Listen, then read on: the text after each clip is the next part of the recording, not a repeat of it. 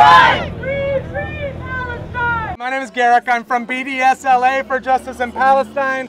Stands for Boycott, Divestment, Sanctions, Los Angeles.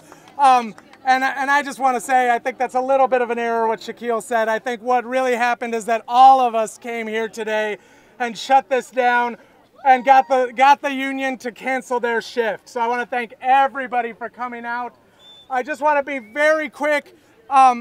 BDS-LA and many of the groups here, right, we are responding to the call from Palestinian civil society for boycott, divestment, sanctions. This movement is modeled after the international solidarity movement against apartheid in South Africa. So our next task is to take down Israeli apartheid. As we know, it's happening every day in occupied Palestine and in the state of Israel as well. So I just want to encourage everyone, this was a first step. We organized this in about 60 hours, and we were 100% successful with our goal, which was to cancel that shift. So we are ecstatic.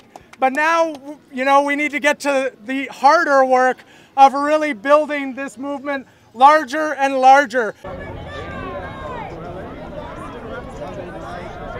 Why are you here today?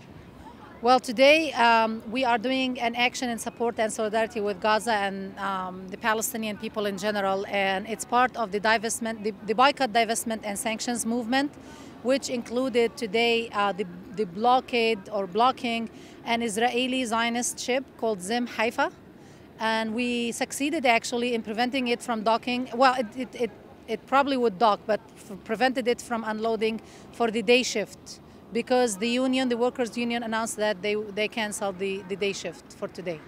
Oh. And then are you here on behalf of organization, and what is your organization? Yes, Al-AWDA, the Palestine Right to Return Coalition. What does it stand for?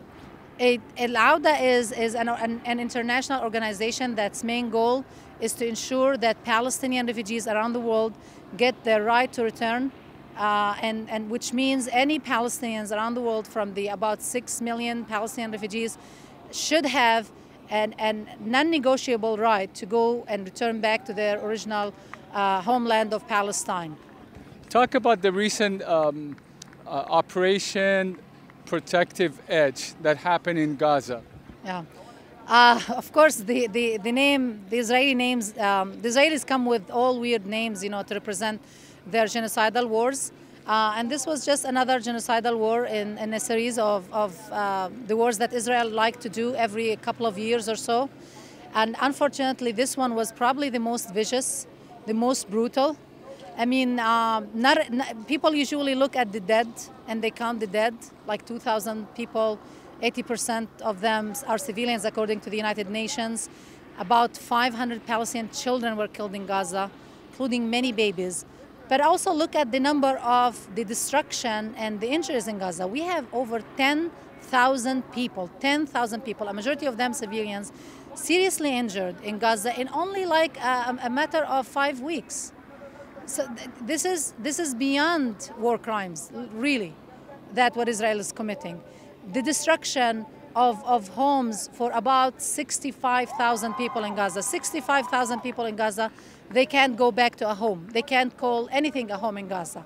They live in tents, in makeshift, you know, houses, in UNRWA, United Nations refugee places, mainly schools, basically, that were also shelled.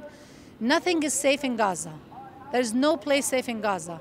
So I hope that ultimately Israel would pay the price, and that the leaders of Israel would be taken to The Hague very soon for war crimes. Do you see an end to any of this? I'll be honest with you, I've always seen the end in the hands of the United States of America. We actually hold the key to the end, to the solution in Palestine. If we stop our tax money from going and sponsoring all these wars overseas, that would put end to all these wars.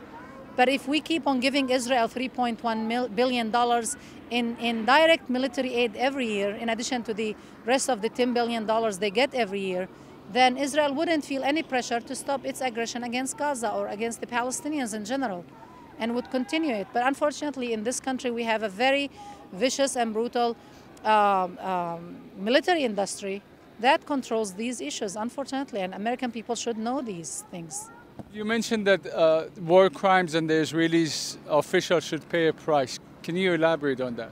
Yes, I'm really hoping that the Palestinian Authority would soon sign the Roma Agreement, which actually should then include them in the to be able to apply or submit, a request with the International Criminal Court to, try Israel and the Israeli leaders for war crimes committed in Gaza.